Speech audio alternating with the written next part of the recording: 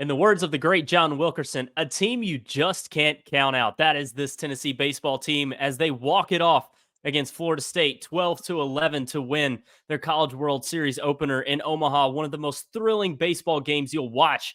And Ryan, we talk about the Clemson game from last year. We talk about the Wright State game from 2021. Do you think this is the best Tennessee baseball game you've witnessed here since you've been covering the team?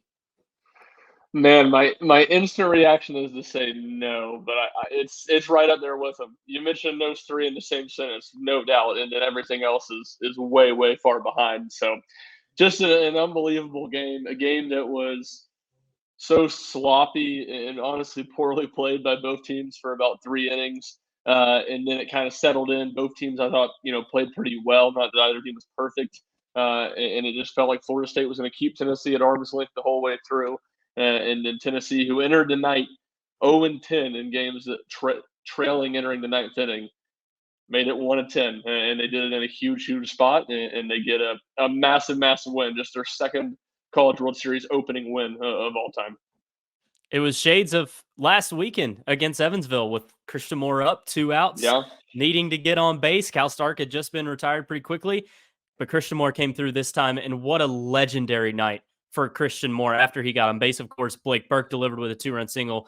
Billy Amick got on base, and Dylan Dreiling walked it off. But Ryan, there's so many things to talk about this game, but none is more important than what Christian Moore did tonight. 5 of 6 at the plate, hit for the cycle, the second player ever to hit for the cycle in the Men's College World Series, and the first since 1956, as was a Minnesota player back so many years ago. But Christian Moore, I mean, he's had a historic season. Build the statue at this point. This is just absurdly ridiculous what he's been able to do.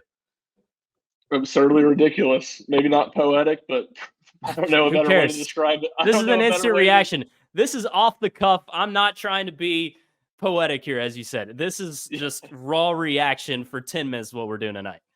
Yeah, well, I can't think of any better way to put it. And I think of Tennessee winning this game.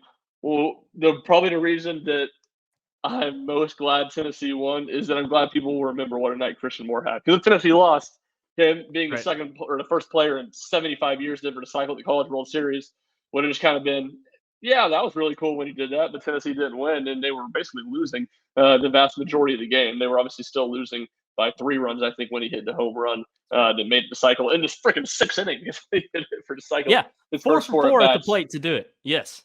It's just an unbelievable performance. And then again, you had the perfect comparison of just it felt shades of the Evansville game last week. Once again, a full count, a really competitive at bat. He doubles, put the tying to represent the tying run at second base. And I think a thought I had after the game, and I'm gonna have to flesh this out more so as we move on. But look, I'm 25 years old. A lot of older Tennessee people out there have been covering or following Tennessee sports longer than I have, but I've been covering it or not covering it for a couple of years and following it since I don't know, I'm 10, 11 years old. I can't think of anybody that's had better single seasons than Mm-hmm. Dalton Connect and Christian Moore this year, and they've done it back to back. So it's pretty unbelievable. And man, you would have told me that in February when Dalton Connect was dominating all those teams and baseball season was just getting started that anyone would have a better season than him this year in Tennessee's campus. I don't think I would have believed it, but it's getting to the point where I think Christian Moore's having an even better season. Yeah, 33 homers, and just the magnitude of his performance tonight. When you just talk about historic Tennessee performances, I mean, they don't have many Omaha wins to begin with. So the fact that Christian Moore has a night like this in the College World Series to propel Tennessee to this thrilling win like this, and of course set up Tennessee to later walk it off, it's just phenomenal. And let's talk about Dylan Dreiling for a second. Of course, Blake Burke had the big 2-run single to tie it. I think that's probably the biggest hit of the ninth inning because they were dead if Blake Burke gets retired there. But Dylan Dreiling coming through like he always does with the base hit to walk it off. This guy, he's not the best player on this team. He's not the one that's going to be in all the headlines, but his ability to deliver in big moments after big moment after big moment has just been so impressive this season and so valuable. Yeah, it really has, and he's just been like you said in big moments. And he feels like he's kind of the quiet superstar that people don't talk about a ton in this Tennessee lineup, but he's fully that. He's a superstar, and he was incredible tonight. 4 hits. He had, I guess, was it three? Yeah, three separate RBI hits, if my recollection Mhm. here is right. Yep. One in the first inning. He had the one in the eighth inning that Tennessee gets a two out rally going. Three straight 2-out singles to cut the deficit to 3 runs, and it felt not all for naught, but it didn't feel like it was necessarily going to matter as much when Hunter Ensley grounded out to end that inning. But boy, did that run matter a ton when you look back at it and you get to the ninth inning. So then an inning later in his next at bat, you just absolutely roped that one. I know Virginia's outfielders were playing in to try to be able to cut down and throw at the plate on a single. Um, but it would have taken, even if they were playing in normal depth, it would have taken an absolute, just unbelievable play from the center fielder to get to that ball, if any. So Dreiling left no doubt on a night that he was just fantastic. Yeah, I mean, Florida State. When you just look at tonight, and Florida State was able to see Tennessee really well. AJ Kazi had one of the worst outings of his season. Only gets 5 outs on the night, 1.2 innings pitched, and Chris Stamos only got 1 out. So 6 outs combined between those two guys, which have been eating the majority of outs in every game one setting for Tennessee. Tennessee just kind of had to piece it together. Aaron Combs throwing in a game one setting, which you don't see a lot, and then Nate Snead really coming in and saving the day for this Tennessee pitching staff tonight. As no one was really crisp that threw before him, but Nate Snead comes in and does his thing. Did walk a pair, but didn't allow any runs and really settled down Florida State there and allowing Tennessee's comeback to actually matter in the end.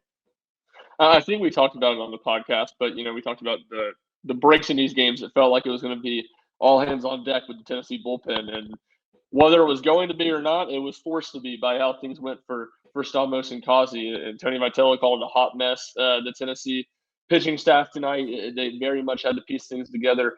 I mean, I don't think Combs was terrible. Obviously, Binky gives up a 2-run double, and both of his inherited runners score. And he gives up 4 earned runs and 3 and a third. But uh, I felt like he even did a good job to settle things down a little bit, even though the stat line wasn't great or was bad really, and he wasn't great by the standards of what he was pitching.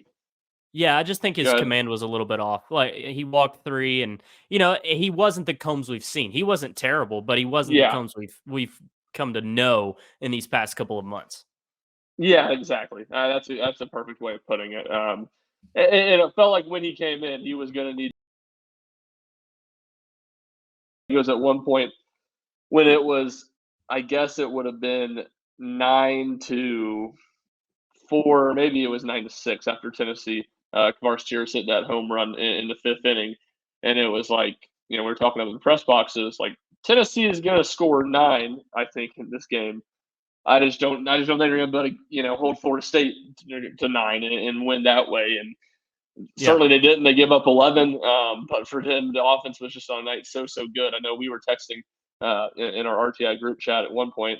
I think going into the ninth inning maybe, and it was like, yeah, there's a lot of stuff you can maybe nitpick with the offense, less some runners on base, some bad at bats in big moments. But at that point, it felt like 8 runs should have been plenty for Tennessee to win this game, and that offense that's been so good all year said no problem. They got it done and scored 12 to get the win. Yeah, it was kind of like Christian Moore day 3 against Kentucky, where it was supposed to be enough and then it wasn't. And Tennessee always kind of had the lead in that game, so it's a little bit different. But you just had to keep scoring, and Tennessee was able to obviously pull off the comeback tonight.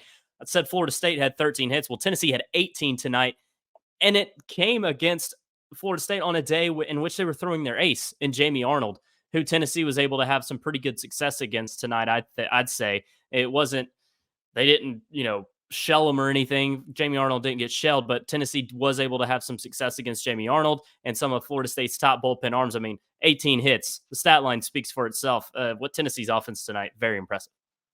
Yeah, no doubt about it. And it just felt like, especially the main guys. The main guys came through The for top Tennessee because four. the back of the yeah, Yeah. I mean the bottom three weren't just horrific. Only I guess I think it was 5 times they got on base. So it's probably not as bad as it looks, given it was just one hit. But none of those guys were great, and it was the top guys. And you even go Inslee had a quiet night, but Tears 2 huge swings to home run, and then you always say the ball finds you. Um, Florida State had a defensive sub Diamez Ross. You guys maybe know better than me how to pronounce that name. But I think that was it. And Yeah, that sounds right. okay, yeah, the first at bat he was in, that Tears ball, the ball found him, and he didn't take a very good route. It kind of honestly looked a little bit like the Tears play in the ninth inning of the SEC championship game against LSU, where he kind of was going back to each shoulder, and it just wasn't not it was obviously very well hit ball, and it would have been a very tough play either way, but it wasn't able to make it. So I'm rambling at this point, but good at bats for all of them. And then the one other thing that I will say, to me, the really one of the really big at bats in the game in that ninth inning, not Reese Chapman, Cannon Peebles pinch Yeah. hits, gets up 3-0, gets to 3-2. I believe he fouls off a 3-2 pitch, and then holds a swing back on a ball, low breaking ball to get the walk. I mean, that was huge because it just felt like you can flip it to the top of the lineup. You give yourself a chance, much like it did in Game 2 against Evansville, as you said earlier. And this time, the top of Tennessee's lineup came through in pretty incredible fashion and continued the incredible night that we were just talking about. I don't think he's going to hit 3-run jacks or have some big base hit in these spots, but Cannon Peebles has been sneaky good in those clutch spots at getting on base or bringing a run home, whether it's via sac fly or something like that. Cannon Peebles in those late game spots, really past half dozen appearances he's made like that in a pinch hit spot. He's had a really good at bat, and he has probably one of the best eyes on this team. Just the way he's able to see pitches, because it never feels like his walks come easy. They're always going to be No, really hard, and he's always seeing pitches really well. No, you're 100% right. And tonight was kind of an example of that. He gets up 3-0. I said, oh, wow, this guy's just going to throw four straight balls. I think it looked like the take sign was on 3-0. I think he swung at the 3-1 pitch, if I'm not mistaken, and then fouls another one off the pitch. It looked like it was in the zone from the press box, so our angle's not great. But yeah, and I thought it was interesting. Tony Vitello talked about after the game. I asked him about that at bat and Peebles, and he talked about him embracing his role, maybe not a role that he wanted, and there was some frustration that comes with having to wait, but that they like him in those big moments, and he's the guy that they have the most trust in, and it showed up again right there. With runners on second and third, Blake Burke came up to the plate with Tennessee down two. Obviously needing something, 2 outs as well. It's a 2-2 count. Blake Burke check swing is the ruling. Of course, we've talked 12 minutes so far and haven't brought this up. This is all FSU Twitter's talking about tonight. What do you think about that call and just kind of how that all played out there with the check swing ruling? Yeah, I mean, on first watching it live, I definitely thought, or I thought he went. And then when I saw just briefly a replay from a TV 25 yards away from me in the press box, it looked really close. Maybe he went. So I need to look at it more. But to me, it seemed very, very close either way. And certainly not an egregious call from what I could tell. But you've probably seen the replay more than me. I'd be interested to get your perspective. No, I completely agree. I think he probably went, but it was very, very close, as you said. And I mean, I don't think the call was bad. Maybe it's not the right call technically, but I don't think the call was bad. It's very close, and I totally get the call. Of course, it went Tennessee's way, but sometimes the breaks have to go your way. There were other breaks that didn't go Tennessee's way earlier in the game. The one that did was, and that it didn't feel like it was going to be big once Florida State took their 9-4 lead, but Jackson West, their catcher, not tagging third when he could have scored easily on what would have been a Kavaris Tears ruled error in right field. That was one run Florida State could have easily gotten on the board if he just plays fundamental baseball there. So it was a wild game, defensive mistakes from both sides. But the important thing is that in a game where it felt like Tennessee was shooting themselves in the foot over and over and over again, and a game in which AJ Causey gives up 5 earned runs, how many times is that going to happen? Tennessee is able to pull it out against a really good baseball team that arguably started the best pitcher in the entire College World Series this year. So I think you got to feel good with where Tennessee's at right now. Yeah, no doubt. Certainly a whole lot better than you would have with a loss. Pitching is going to be, a little shaky with just the number of arms they use today. They need Drew Beam to be good on Sunday against North Carolina, but you feel like you can figure things out a whole lot more after getting a win and not having to claw yourself out of the loser's bracket. And this game it felt like, especially early in the game, there were so many moments where it's like, oh man, put a pin in that moment because it was just a Yeah, bad mistake or something that could have gone either way. And it felt like there were a ton of those on both sides. And I thought Tony Vitello had a good quote after the game. He said, "When you compete, you can cover up some mistakes," and that was the story of tonight's win.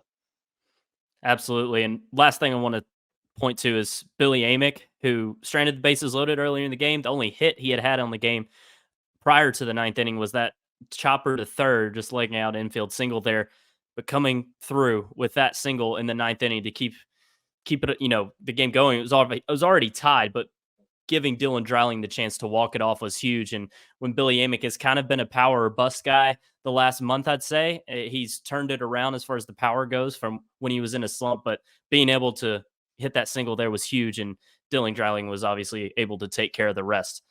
Ryan, anything else you want to add before we hop on out of here? No, I think we've hit about all of it. Just a crazy, crazy game. I don't feel like I've fully been able to debrief from it. This was honestly a good debrief as I get to writing some stuff after this. But just just an incredible game that felt like it was going to feel a lot like Tennessee's last two trips to Omaha, of them having some self-inflicted wounds and losing their first game. Certainly, different ways this game would have played out compared to those with just the scoring. But Tennessee's offense comes through massive, and now all eyes. Well, maybe not for us. For Tennessee, all eyes turn to the Tar Heels, and we'll start doing the same tomorrow. So stay tuned to RockyTopInsider.com, and we'll have plenty of content. 7 p.m. Eastern is first pitch time Sunday night against the Tar Heels. Tennessee and North Carolina going toe to toe in the winners bracket in Omaha. For Ryan, live from Omaha, I'm Jack. We'll see you next time.